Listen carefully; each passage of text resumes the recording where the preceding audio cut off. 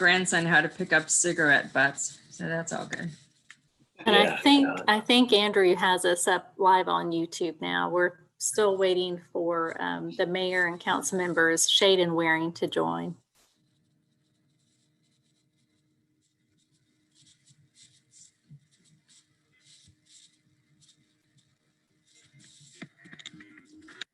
What a great color.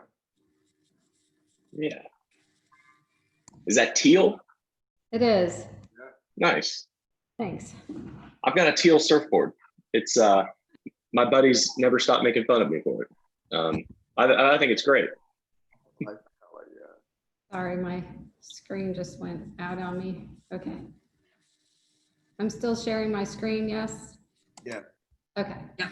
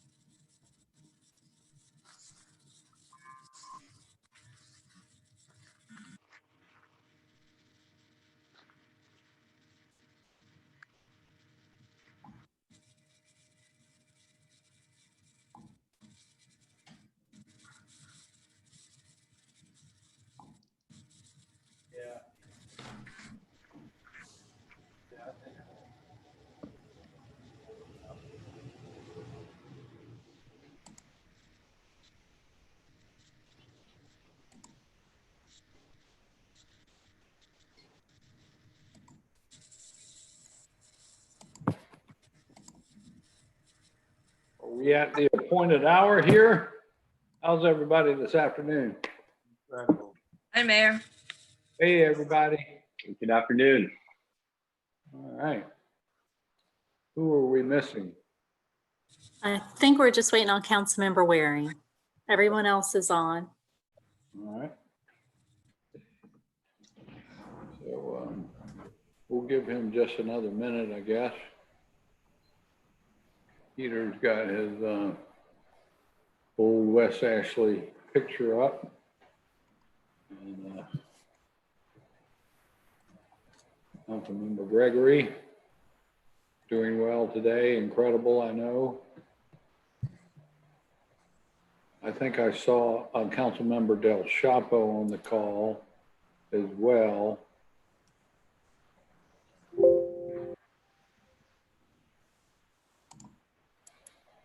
We tried to encourage the other council members, even if they're not a member, to sign in and listen in this afternoon, just given the nature of our budget at this point. All right, well, I think I'll go ahead and call us to order and get us started on this ad hoc advisory budget committee meeting on July 30th. I'd ask you to join me in just a minute of silence in remembrance of now over 1,500 South Carolinians and over 150,000 United States citizens who have lost their lives to the coronavirus.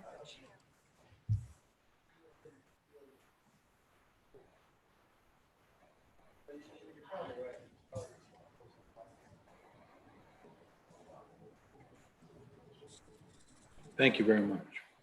So I'm going to turn the show over, as I normally do, to Amy. But before I do, I not only want to thank her for her diligent, incredible efforts of marshaling our team, but the team itself, because everyone has really pitched in realizing the critical nature of our budget this year and trying to save any penny, any dollar possible.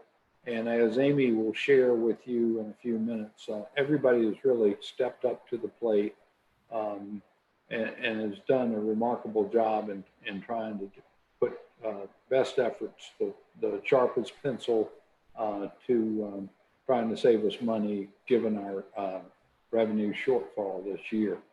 So Amy, let me go ahead and pass it on over to you. And first, she's gonna, of course, take a look at the 2020 budget. Good afternoon, everyone. Can everybody hear me okay? Yes. Yeah. So I sent monthly reports for June. I don't want to spend a whole lot of time on them, but if you had any questions, our revenues, as you can see, are tracking under like we would anticipate, except for our business licenses, which are doing well. And then enterprise funds is under, obviously.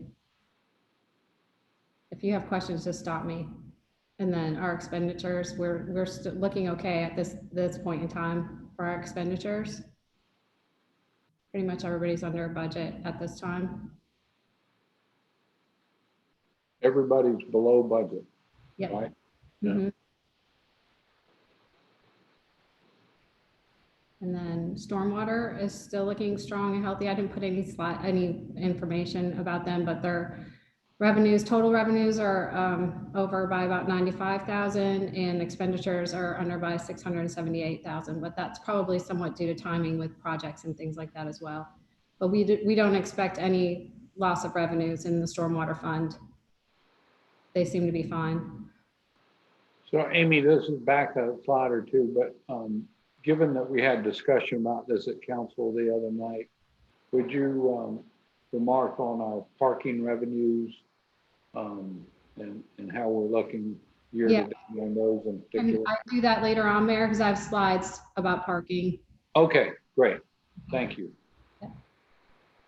So moving on to our update on our revenue loss projections. This is where we'll talk about that, Mayor. Okay. Tourism. At this time last year, we collected about $15 million in tourism funds, and so far we've only collected 7.8. So we're about 48% of where we were last year. We did adjust our projections some, but we think these are pretty realistic. And we talked with the CBB a lot about this, and right now there's been a decline of room nights sold has dropped 52% from 2019. And the average daily rate has dropped by 21%. So we're fairly confident in these projections based on that information. Enterprise funds.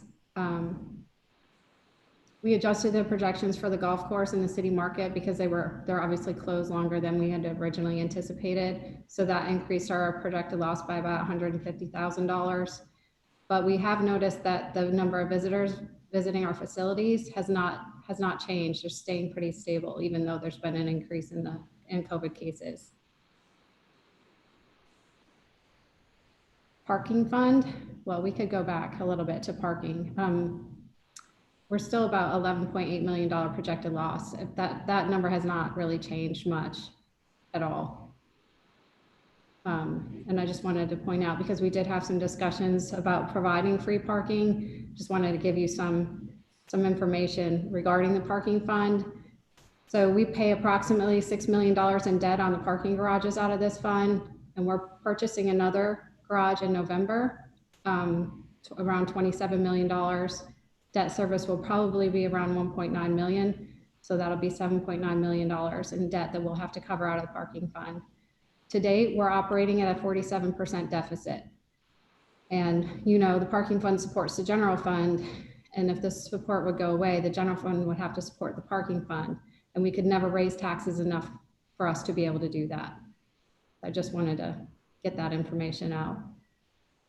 Hey, if you just go back, Amy, that one comment you just said about the 47% deficit, that's 47% deficit of the parking fund only. Just the parking fund, yes. Only, right. Okay. Thanks. Mary, did you want to say anything else about that? Or do you have any more questions about that? No, no, this was the kind of information I was seeking, actually. Thanks. So the general fund, and this is not inclusive of everything. These are just the ones that I've highlighted that are the biggest and have been affected by COVID. But our business licenses look good. I think we'll be a little bit over budget on business licenses. Inspections and fees, they seem to be on target. So we adjusted our projected loss accordingly for that. So that loss decreased a little. Police fines continue to be way down. So we increased the projected loss for those. And then what this does not include is the franchise fees, because it really wasn't related to COVID. That was just a surprise to us. So we will talk about total losses in the general fund later on in the presentation, but I just wanted to make sure that you didn't think these were just all of them. They're just ones we've been highlighting over the last few months. Hey, Amy, this is Rick. Under the police fines, Yeah, does that take into account the enforcement of the mask ordinance? I mean, is that where the enforcement dollars would end up? it depends on who writes the tickets. Okay. All right. Thank you. You're welcome. So what does this all mean and what do we do? So fund balances, we're having to use fund balances to absorb losses. And this is what we've been working on lately. So we tried to, even for the tourism funds, we try to maintain an unassigned fund balance of 25% of current year budgeted revenue in those funds.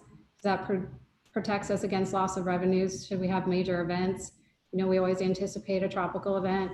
We've even had ice events, but I don't think any of us really expected to be impacted by a virus. So this is obviously new to all of us. So we're going to have to dip into these fund balances to absorb the losses that we anticipate. We cannot rely on the general fund to cover those losses. You know, as it is, the general fund's going to have to cover its own. So this will allow for us to keep the anticipated transfers that we had into the general fund from the tourism funds so that we don't have any further pressure on the general fund to cover the losses. And then obviously that will also help us not have to use general fund balance any more than we need to. But we need to remember too that we're in a storm, coming on to storm season, and we won't have as much fund balance to fall back on should we have a storm event. So municipal accommodations tax, this is kind of, we've taken the original budgets that we had for all of these funds and kind of done a revised COVID budget with the new projected revenue that we anticipate. So what we found is that we're having to utilize an additional $2 million. We have a $2.3 million available fund balance in the property tax relief division of the fund. So with municipal accommodations, the ordinance divides it 50-50 between capital projects and property tax relief. We reduced projects that we talked about the last meeting. So the capital improvement side is okay. We don't have to use fund balance on that side. But the property tax relief side, we will have to use fund balance because those were anticipated transfers into the general fund. So we're having to use, we had a $2 million loss, anticipated loss. And so we're having to use fund balance for that. So that's reducing that fund balance to 0.41%, which basically depletes it. So that's a little scary, but that's what we're going to need to do for right now. We still have a 35% fund balance in the capital project side. So there is still fund balance in the Municipal Accommodations Tax Fund as a whole. Does that make sense? It's a little confusing with municipal accommodations.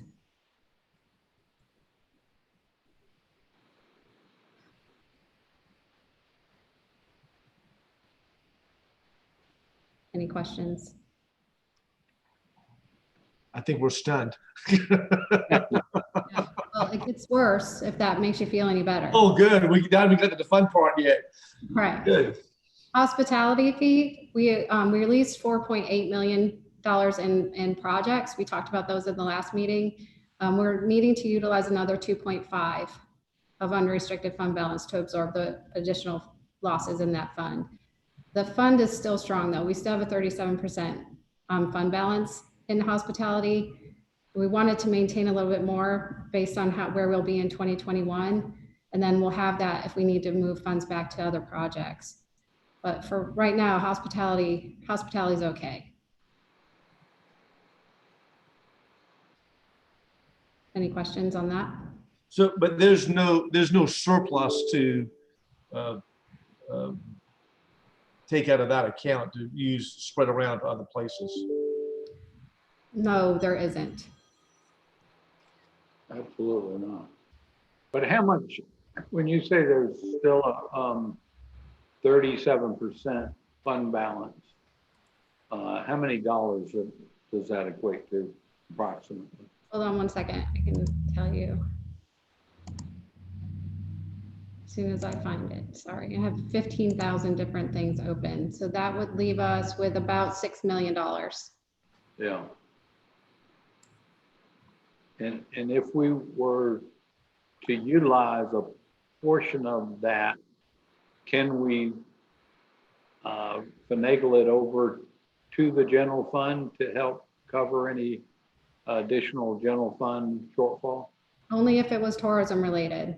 So we've basically covered all of the tourism related items that would need to be transferred to the general fund that the general fund is covering. I see. Amy, did the legislature in the bill that passed to implement the CARES Act at the state level waive some of those requirements? I don't think so. I didn't hear that they had. I thought they were considering allowing using tax and hospitality dollars to deal with budget deficits, but I'll get the municipal association to let us know about that. I had not heard anything, and anything that I've received from the municipal association at all, Rick. So, but Okay. They may have just discussed it and decided not to do it. So that brings us to state accommodations tax. We're having to utilize $2.5 million in fund balance. And so that reduces our fund balance to 2.98%. And then I just wanted to point out, and the green highlighted, that we, with the way the state aid tax calculation is, we give 30% to the Visitors Bureau.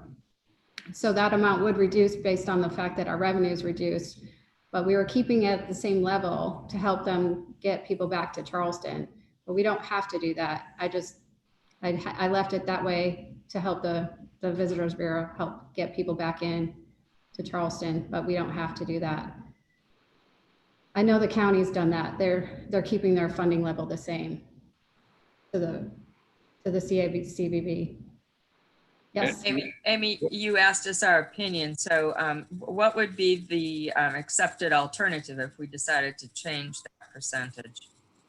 So then we would just use less fund balance. I mean, what's the rule that how low can we drop the 30%? It would be 30% of the $3.2 million is what that's what the formula is. So Okay. It would reduce it by that amount. Okay. So you committed to them around $1 million rather than 2.3. Mm-hmm. All right. I just know that the county, they were keeping their funding level the same. I wasn't sure, so I kept it this way for now.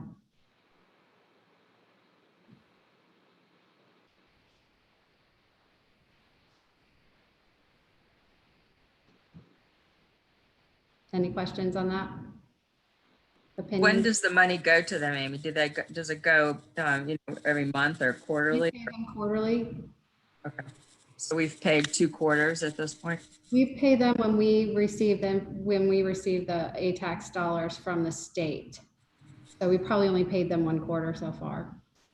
Okay. Amy, what would happen if we did decrease our contribution to them?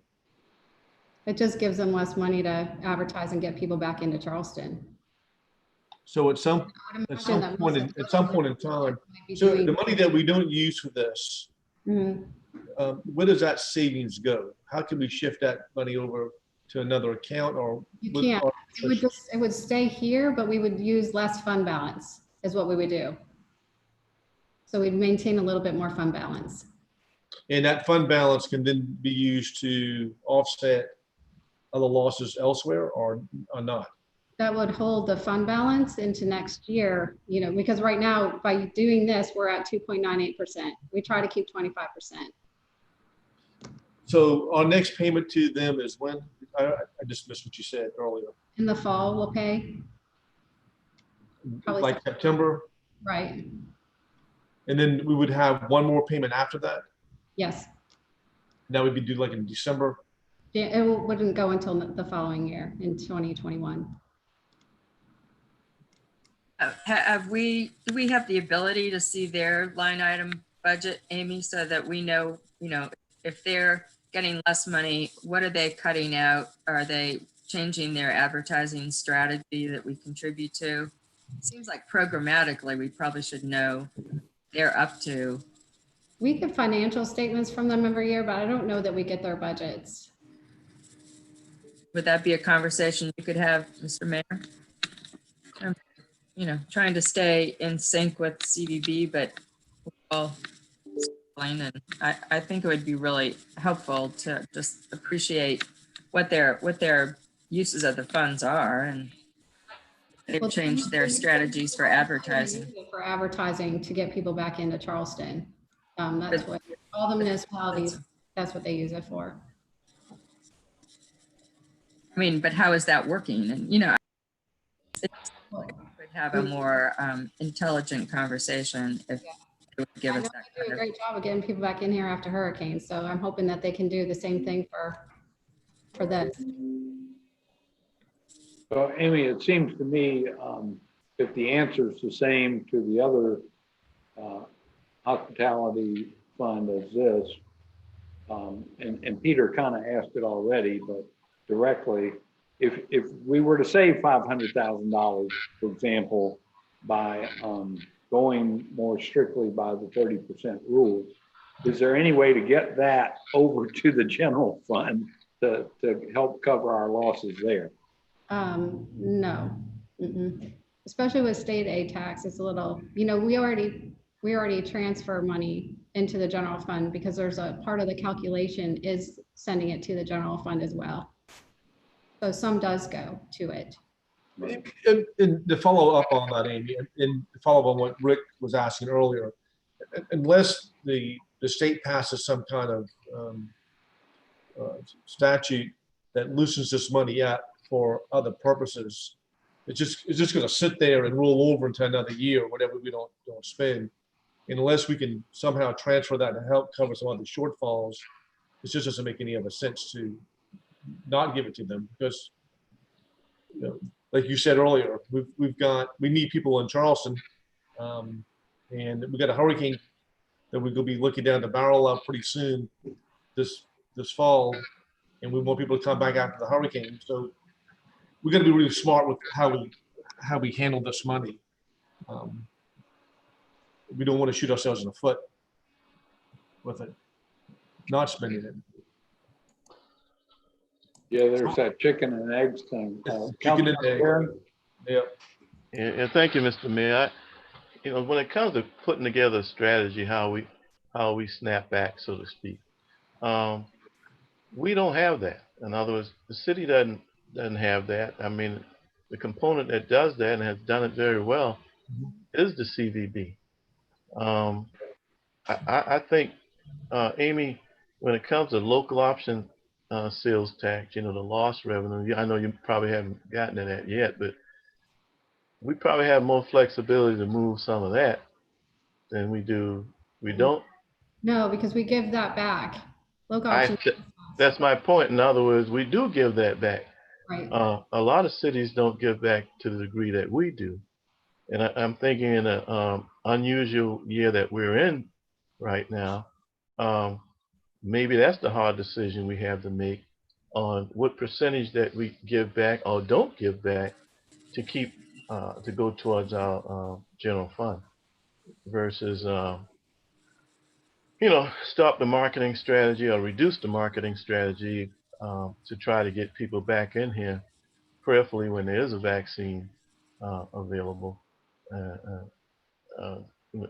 People are going to have pent up demand. They got a lot of places to go, and we want one of those places to be Charleston. So anyway, further in this, do we have any? Are we going to have any conversation on the lost revenue? I think that's probably more a 2021 question. than it is a 2020, but we would have to bring that back to council for approval if we were to change that allocation. Could you kind of expand on, in particular for the new folk on council? We give on how much we give back and compared to towards other cities and how much they give back. In Well, we give particular, North 100% Charleston. In particular, North Charleston. I can't remember, Councilmember Waring, what the amount is that North Charleston does, but we give 100% of our local option sales tax back. You can do it two different ways, and we chose to do 100%, but half of that has to go towards property tax relief, and then the other can be towards, and that's not as easy as what I'm explaining it, because there's a weird calculation to it, but that's basically what it is. But we council approved ages ago, I can't even remember what year it was, to give 100% back. Because I know, but ages ago they didn't have a pandemic, you know. We right. do. So, So Councilman Waring has brought up a very interesting point, and my question would be, and I hear you, Amy, that it's more likely to be something that we would consider for next year's budget, but just to know all our possibilities, is it possible to change our allocation here mid-year? I mean, tax bills don't go out till later in the fall. Could we make a budget adjustment for 2020 that would, so to speak, recapture part of that LOST money? I don't know if we could do it for 2020. I'd have to look at that a little bit more. When they're doing reassessment, and we'll have to set millage in September. And we'd have to look at the local option sales tax then anyway, to make sure that we're not giving back too much, especially with the losses we're seeing in local option sales tax. So we had already set the sales tax credit factor for the year. So we're really going to need to look at that, but we can look at it and get back to you on that. Yeah, let's ask the question and ascertain whether it's at least possible. We're clearly at the point where we need to have any available option on the table. Right. Thank you. It might be a little, with it being a rollback here too, but we'll figure it out, let you know. All right. Okay, so then we move on. Are we okay with state accommodations? Yes, thank you. So enterprise and general fund. So we identified, with the help of the departments, $554,000 in savings, the various enterprise funds. ABM came back and identified a $724,000 in savings in managing the garages. So we identified a total of approximately $1.3 million in savings. The general fund budget identified $2.2 million in savings from the various departments. And then we asked, had them all look at it, make sure they agreed with it, and said if they had any further savings to let us know. And they came back with an additional $300,000. So we have total savings of $2.5 million identified. Then we also we've been talking about this for the last few months too, but utilities, fuel, and because of the hiring freeze, the additional salary savings. So that savings adds up to about $7 million. And then we also released some assigned general fund reserves to unassigned in the amount of $2.35 million. I have a summary of everything at the end too, so it makes a little bit more sense. But so for the enterprise funds, we're having to use $2 million in fund balances for Angel Oak City Market and the baseball park. All of those were staying within our 25% fund balance goal, so we're not going. We still have healthy fund balances in those funds. Golf course does not have any fund balance, so that just is a non-starter. So after cutting the expenditures in the parking fund and the Slave Mart Museum, we're actually in the black for those two funds. And then overall, you'll see that there's a $280,000 loss still in enterprise funds that the general fund will have to cover. That $280,000, that's including all those other savings that you just identified? Yes.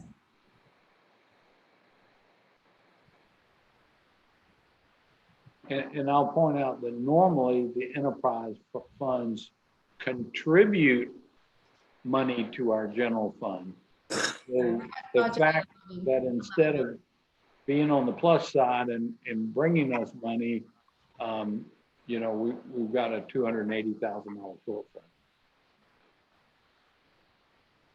That's right. We have budgeted $11 million for enterprise funds to contribute to the general fund.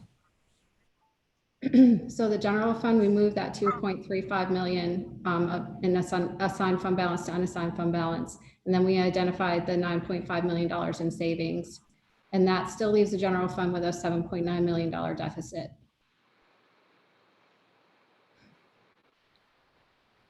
So as of December 31st, after our audit, we had unassigned fund balance of $48 million, which represented 23.4% of our 2020 budgeted expenditures, which is how you calculate that 20% requirement.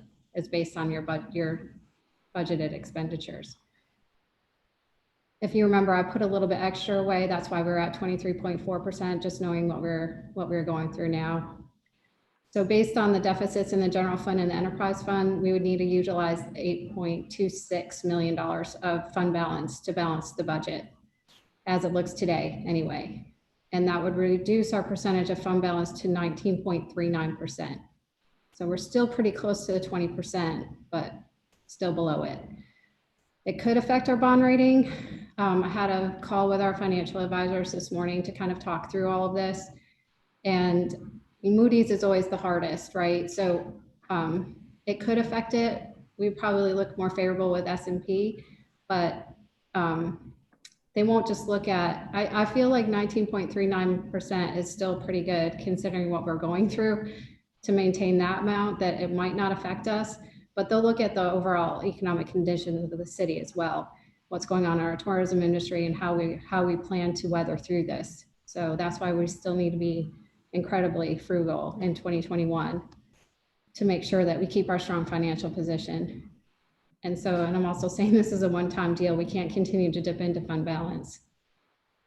Amy, is that 19.39% based on the expenditures after we make all those changes?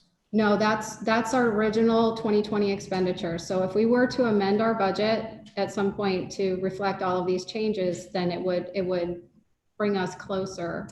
I did probably get that percentage above 20% or closer to 20%. Is that correct? Hold on one second. I have it here somewhere that I calculated out. Sorry. I have 800 things open all the time, so I apologize. Take your time. It'll bring us back to 20.3%. Oh, great. So essentially, we don't have to make, I mean, that would mean we would have to amend the budget to reflect all of these changes, which could also be altered based on what, if anything, we get from Congress. That's right. Okay, thank you. We wouldn't have to use fund balance if that were the case. Yeah, okay, thank you. Amy, how long did it take us to get to the 48 million fund balance? How many years did that take? Well, we've maintained our 20% for probably the last 3 years. It took us probably 3 years to get there. And we were maximizing as much as we could to contribute to that fund balance, as I recall. That's right. So we take that first before we say, okay, here's money you can use for projects or things like that. We always make sure we have the 20% intact first. So Amy, just to put it on the public record, amending the budget, if we choose to do that, is in the purview of the council, correct? And it really is it a resolution, a one-time vote, or do we go through a ordinance process to do that? Can you just sort of lay out what the It would be an ordinance process, just like the original budget. Right. Because we'd have to amend all of the budgets, the municipal accommodations, hospitality, state accommodations, all of that, and our general fund, enterprise fund. Okay, thanks. So if everybody's okay with the cuts that we've made, then we'll actually move those out of all the departments' budgets into there's a special object code in our non-departmental division, and we'll move those out so that their budgets will reflect what we've said after the cuts. And then later, if we'd like to amend it, we can do that.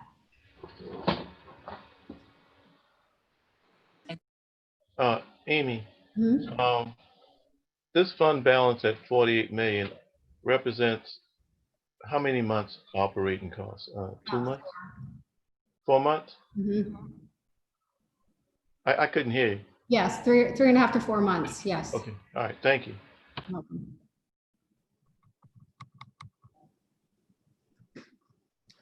So we're fortunate that we've been so fiscally responsible that we've maintained these fund balances, and they're helping us weather this financial crisis, but we still have hurricane season upon us. So this is what still makes me incredibly nervous about using these fund balances, especially general fund balance. So like, I'm just saying we still need to be incredibly thoughtful in our spending practices. And then this is the summary. So our total projected loss is $42 million. And this is how we made up that 42 million. So we had 17.6 million in expenditure cuts this is from all the funds. And then we released project funding for $7.1 million, 7.15. And then we're using 17.25 million in fund balance. And that's how we made it up.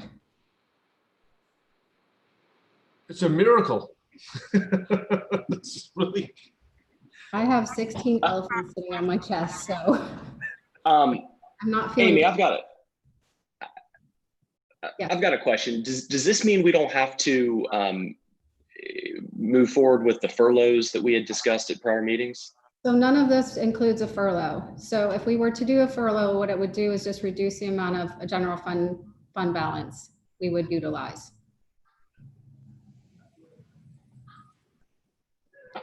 So right now we're using 8.2 million in fund balance from the general fund. So if we did a 20-hour furlough, then that would reduce it by $1 million. So it'd be 7.2. If we did a 40-hour furlough, then it would reduce the fund balance amount we're using to 6.2. Does that make sense? I see. So it's essentially a trade-off between furlough and how much we want to reserve in the rainy day fund or the general fund balance. That's right. And when do we have to make that determination, Amy? Today. Okay. Amy, Yes. how's the tax anticipation note factor into this? So it doesn't. I was talking about that next, actually. So Well, I'll hold up. I'll wait for your explanation. I don't know, Mayor, if you wanted to say anything about anything. Yeah. So Ross, you pretty well nailed it. What Amy has come up with is, and I fully support at this point, is to use our savings to cover our projected deficit in the general fund, as opposed to relying on a furlough. I think to preserve our workforce and support our employees, that it's just the right thing to do. They've been so diligent in providing services to our citizens this year amidst all kinds of challenges, both coronavirus and otherwise. It's a highest priority at this point in this budget, I believe, is to preserve our workforce and show our support for our employees. And you know, that's what our savings account is for, just times such as this. So if we can possibly avoid any furloughs, I think that's the best route to take.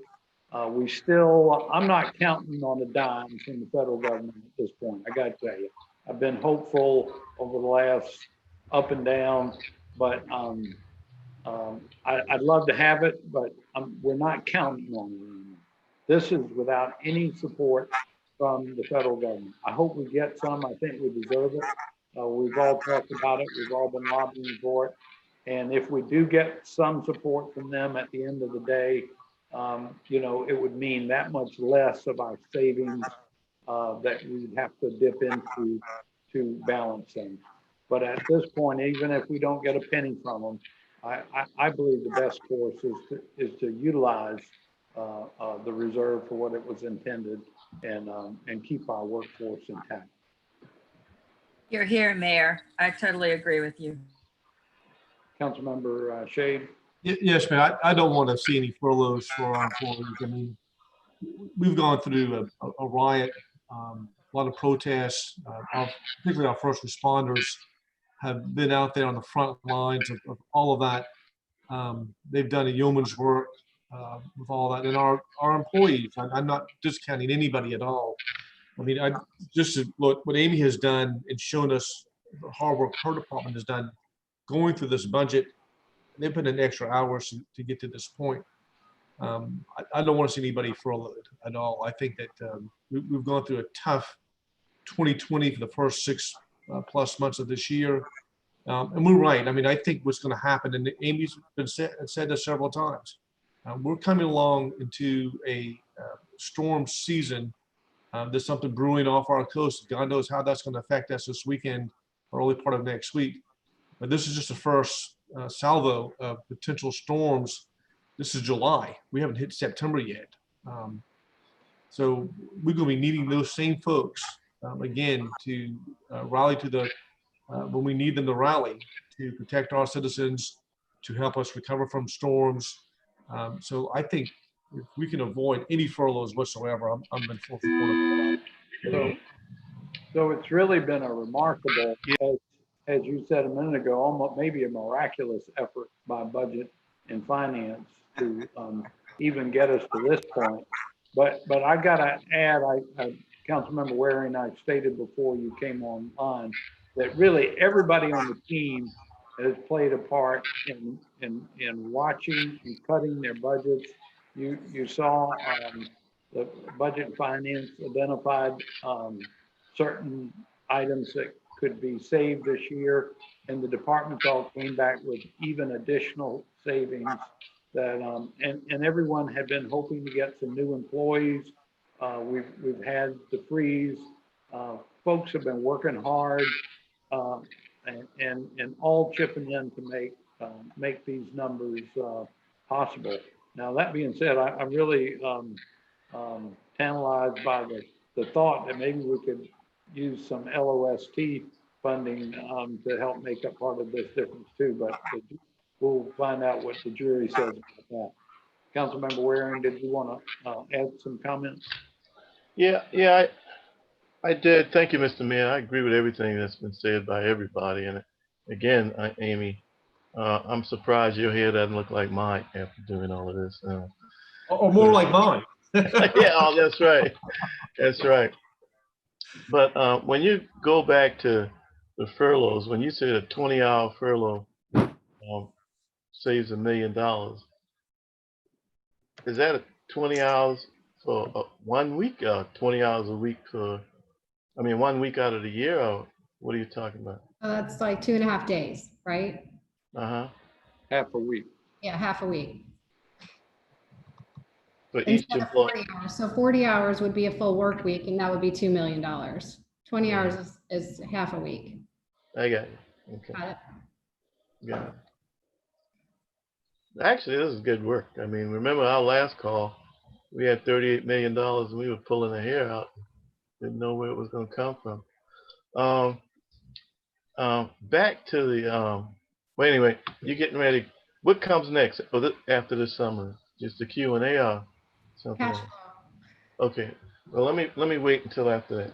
Okay. Thank you. Thank you.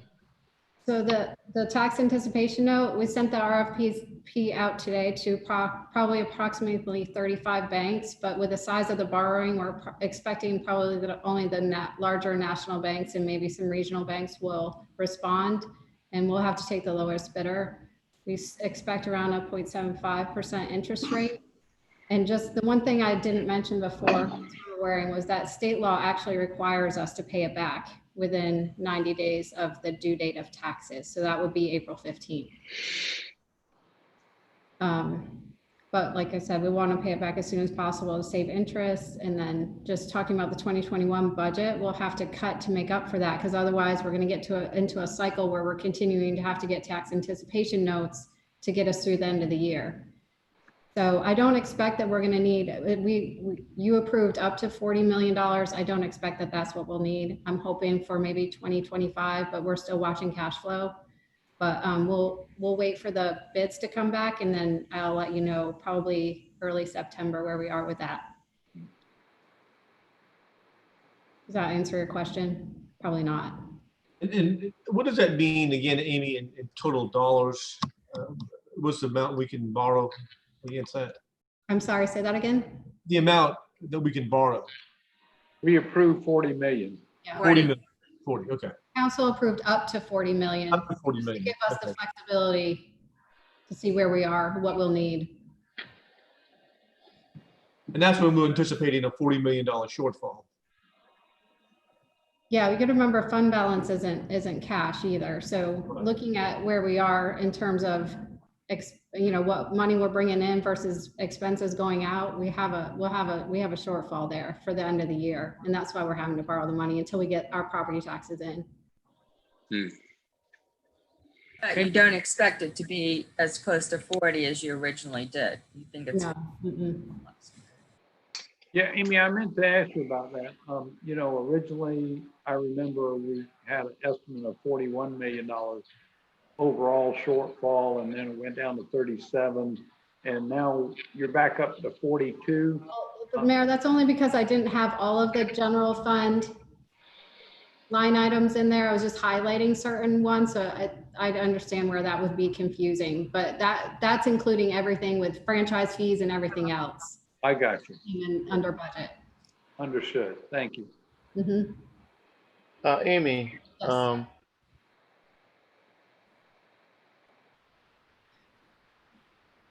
You went mute. You're muted. Councilman Waring. thank you. I guess I owe $5, huh? But, going back to the local option sales tax, the loss revenue, and I understand it's more of a 21 strategy, and I hope we can do something with 20. But anyway, as the mayor suggested, but if we knew, if we determined sometimes this year, sooner rather than later, that we're going to change that, 100%. So basically, property tax reduction. And I don't know, let's say we were going to give back 75% and keep 25%. And we knew that additional cash flow was going to come in 21 tax year. That additional 21% in revenue, can that have a role in somehow this year's budget? Some sort of, in some sort of way? In other words, if we knew, we didn't know that when we did this budget, that we were going to have a pandemic. But if we did, we probably would not have voted to do as we've done in the past, to let that lost revenue go towards property tax reduction. We probably would have pigeonholed some back, so when the pandemic hit, we'd have a little bit more revenue in the general fund. So let's say this pandemic is gonna go on for another, certainly it's gonna go sometime in the 21. We don't know whether it'll be 12 months, it may be longer. So as we sit down to do the 21 budget,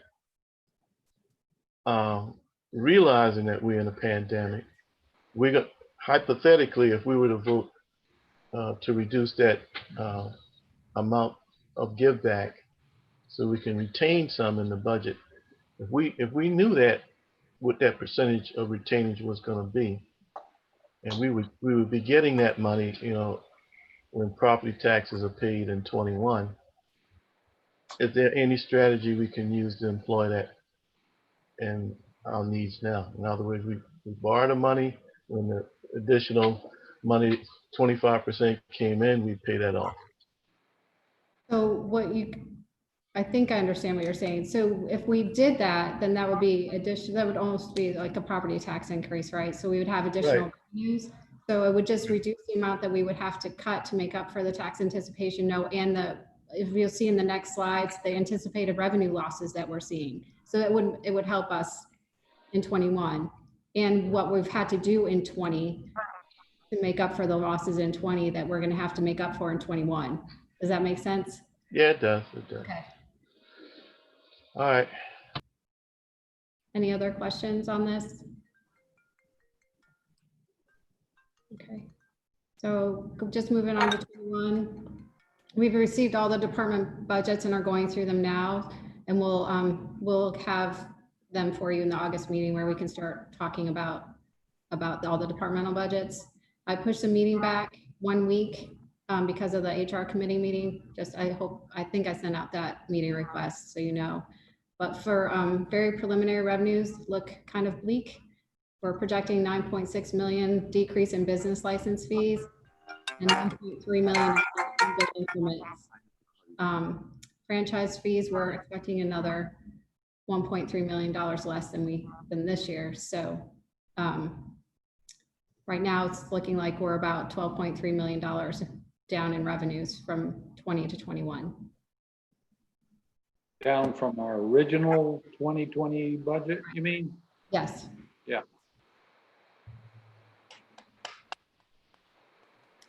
So we've not seen a lot of significant cuts from the budget, so we'll have to go through them and do what we need to do. But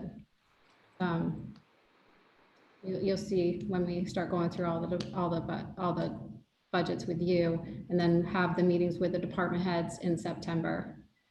And then the amount of cuts will depend heavily on the amount that we have to borrow for the TAN and the amount of fund balance that we utilize as well. So that goes back to your question, Councilmember Waring, in terms of what we do with property taxes. And then again, by using fund balance, we won't be able to utilize it in 21. So we just need to be really, really careful with our fund balance. And then maybe I misunderstood or didn't hear quite well. The budgets that have been submitted for 2021 are on even par with the 2020 budget for the department heads. They're probably somewhat less, but they're not as cut as we would need them to be for 21 is what I'm saying. Yeah, no one's asked for a increase from the 2020 budget for 2021. I don't know that honestly, Councilmember Shade. I've been so focused on revenues in 2020 that I haven't really looked at what the departmental budgets are for expenditures, but my budget staff would know that.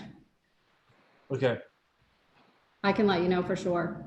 Yeah, just from an overall standpoint, if that sort of gives us a baseline, that no one's asking for an increase, then we know where we're looking at as far as our 2021 expenditures are going to reflect. And I know it's going to have to be less because we have to come down, and it's going to be a question of how much from 2021. I'll let you. I think it's the same basic problem that we have right now. It's more on the revenue side is where our big loss is. Right. Well, I mean, and not to get too far ahead of us, but for the past 2 cycles, maybe 3, we have deferred a lot of maintenance on some of our major structures, which are including our structures that produce revenue for us. So as we get into the details of this 2021 budget, we're going to have to be making some other hard decisions about some more deferred maintenance, more likely than not, but how that's going to impact those revenue generating facilities is going to come into a big play with us, I'm sure. Well, that, and I think it's going to be real that the new positions that got funded for this year that we've had frozen and they didn't get hired, it's doubtful to me right now that we'd be able to put those in next year's budget. I don't see us going back and being able to fund any of those or very many of those new positions. I think you're right about that as well, Mayor. And honestly, we just don't know how much longer we're going, living in this COVID-19 world, and the true impact of 2021 on our revenue. We could guess a pretty good part of that, but it's just something we have to contend with, obviously, and that's going to impact those other sources of income tremendously. And even if a vaccine were available by the end of the year or early next year, the projections for the hospitality industry worldwide are that it will take at least a year, if not two, to quote, fully recover and get back to where we were a year ago. So, anyway, I'm not trying to be a Debbie Downer, but that's what people have been saying. No, I think that's just a realistic outlook, Mayor, as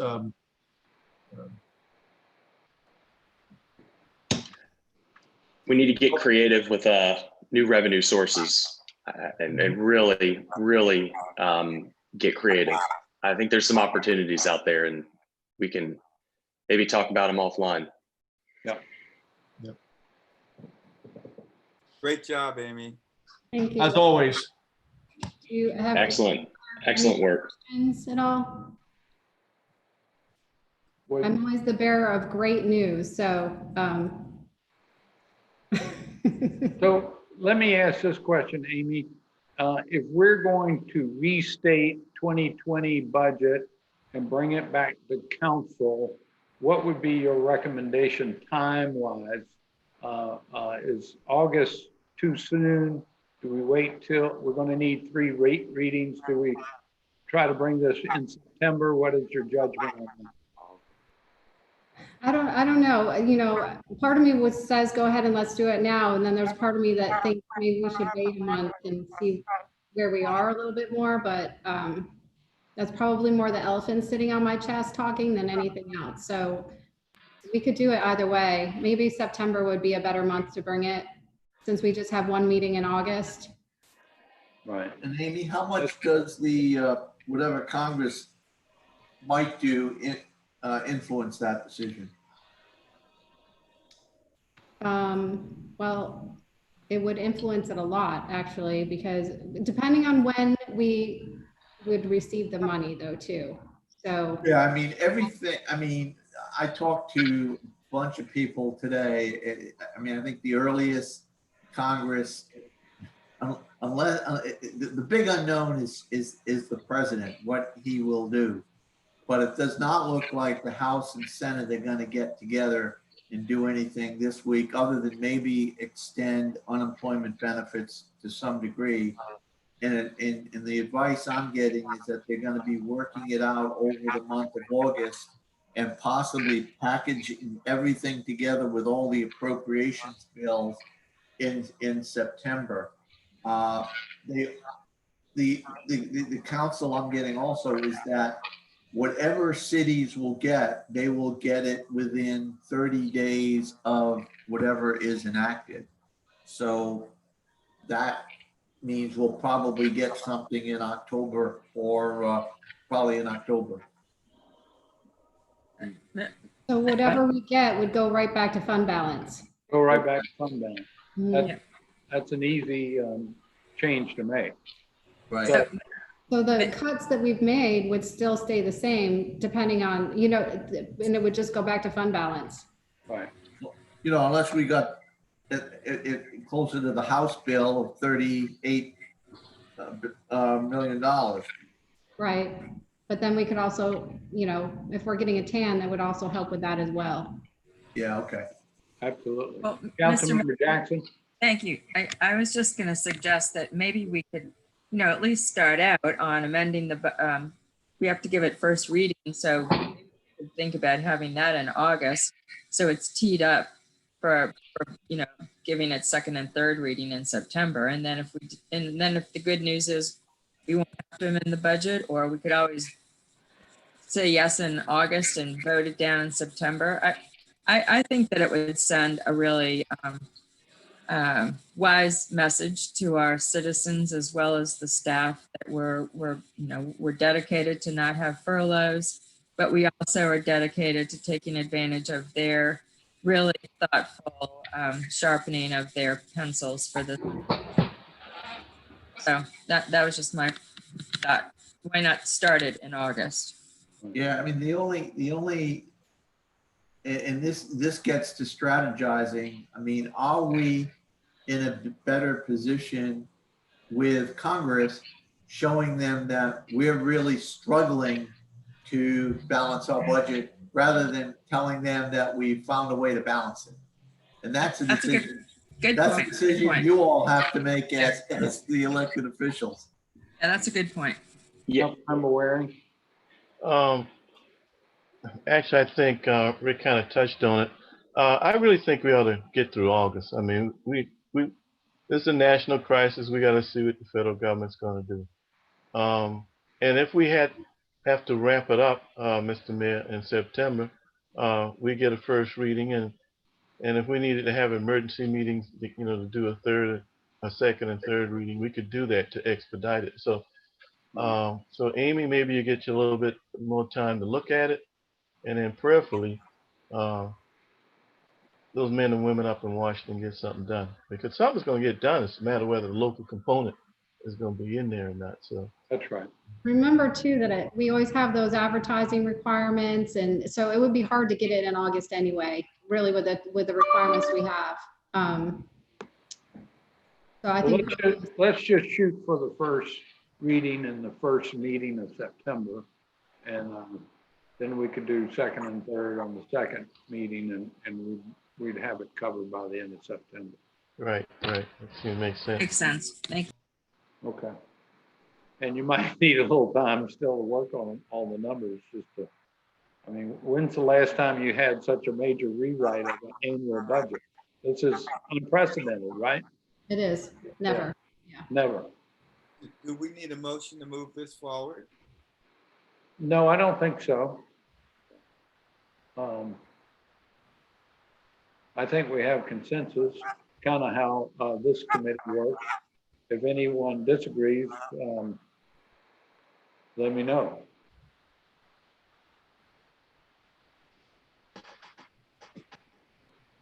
All right. I mean, it doesn't hurt to have an advisory motion if you like, Gregory. This has been very helpful. Very helpful. Thanks, Amy. You're welcome. So we'll get working on amendments then. All right. Any other questions, comments? No. Good work. Very good. Good work. Good Thank work. you, Amy. Thank And you. everyone. Amy, I like how you kind of intertwined the thunder in some of the part of your presentation. Oh, I what? I'm sorry. I was very much impressed how you were able to weave in the thunder from the sky as you were doing part of your presentation. I planned it that way, yes. Just to. For those of us who are downtown over here by City Hall, we've heard a lot of lightning and thunder. So during Amy's presentation, there was a lot of thundering going on. Little And extra. the burbs too. The burbs have it. Amy, would you send the presentation to the rest of council I and will. just let them Thank know if they have any questions to let us know? Sure, I can do that. I'll send it to all of you. Great. Thank you. Thank you very much. Amy. Thank you. All right.